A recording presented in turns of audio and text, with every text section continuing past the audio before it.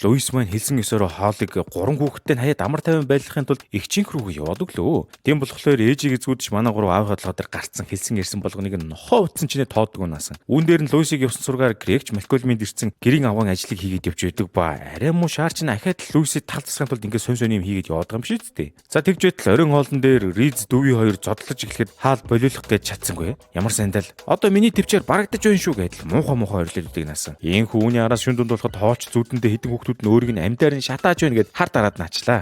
Тэнхүү үүний араас чаалж очирнгүүтээ хажуудаа хөвтөж байгаа Луис зүйдээ ирж байна. Гэтэл үнэндээ тэр нь Крэг байвал яах вэ? Крэг хаалттай нэг орон дотор шүү дээ. Тэгж хаал одоо хоёр дахь хардарсан зүуднээсээ сэрээ том өрөөнөөс нь чимээ гараад хор нь яваад ортол. Дүүви Риз хоёр чинь шөнийн 2 цагт кино мань үзсэн сууж байгаад баригдлаа.